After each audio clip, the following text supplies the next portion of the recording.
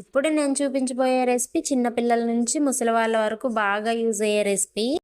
అలాగే ఈ లడ్డూలు బాలింతలు కూడా తినొచ్చు. బాలింతలకైతే ఇంకా బాగా యూజ్ అవుతాయి. ఇవి ఎక్కువగా చేసుకొని ఒక 15 to 20 డేస్ వరకు స్టోర్ చేసుకోవచ్చు.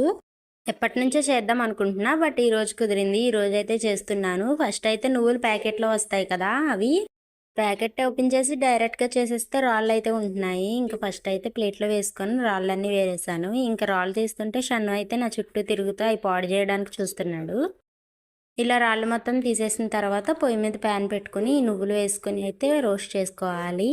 ఇవి మనం ఇలా వేయించుతున్నప్పుడు మంచి స్మెల్ అనేవి వస్తాయి. ఇవి మరీ ఎక్కువసేపు అయితే వేయించిన అవసరం లేదు, కొంచెం వేయిస్తే సరిపోతుంది. మరీ గోల్డెన్ బ్రౌన్ కలర్ వచ్చే వరకు వేయిస్తే టేస్ట్ అనేది మారిపోతుంది. ఇలా కొంచెం వేగిన తర్వాత తీసి పక్కన పెట్టుకోవాలి. ఇలా పక్కన పెట్టుకున్నాం కదా, ఇవి కొంచెం చల్లారే వరకు ఈలోపు మనమైతే బెల్లం తరుముకుందాం. నేనైతే ఇది న్యాచురల్ బెల్లం అయితే తీసుకున్నాను. ఇది వచ్చేసి ఆర్గానిక్ బెల్లం. బెల్లంలో కూడా డిఫరెంట్ టైప్స్ ఉంటాయి కదా, ఇది వచ్చేసి ఆర్గానిక్ బెల్లం. ఇలా అచ్చుల్లా ఉంటుంది కదా, ఆ బెల్లంలో షుగర్ ఎక్కువ కలుపుతారు, సో అందుకే కొంచెం అవి వైట్గా ఉంటాయి. ఇలా బెల్లం అయితే తీసుకొని తురుముకొని పక్కన పెట్టుకున్నాను. ఈలోపు నువ్వులైతే చల్లారినవి. మనం కొలతలతో తీసుకుంటే మనం బెల్లం ఎంత వేయాలనేది అంచనా తెలుస్తుంది.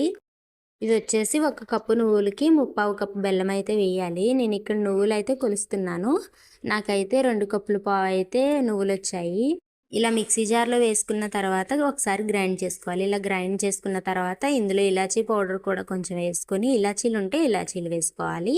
ఇలా వేసుకుని ఇంకొకసారి గ్రైండ్ చేసుకున్న తర్వాత ముందుగా మనం తురుముకున్న బెల్లం, మనం ఏ కప్పుతో నువ్వులు కొలుచుకున్నామో అదే కప్పుతో బెల్లం కూడా కొలుచుకొని ఇలా వేసుకొని గ్రైండ్ చేసుకోవాలి.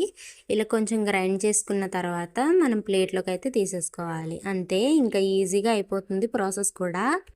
ఇలా తీసుకున్న తర్వాత ఇలా నేను లడ్డూల్లా చేస్తున్నాను. మనకి ఇష్టం వచ్చిన షేప్లో అయితే చేసుకోవచ్చు. ఇలా లడ్డూలు చేసుకుని ఏదైనా బాక్స్లో అయితే స్టోర్ చేసుకోవచ్చు. నువ్వులు మనం వేయించుతాం కదా, టేస్ట్ అనేది ఈ లడ్డూలు చాలా బాగుంటాయి. వీడియో ఇంతవరకు ఎలానో చూసారు. నచ్చితే లైక్, షేర్ అండ్ సబ్స్క్రైబ్ చేసి సపోర్ట్ చేయండి. ఉంటాను. నెక్స్ట్ వీడియోలో కలుద్దామా. బాయ్.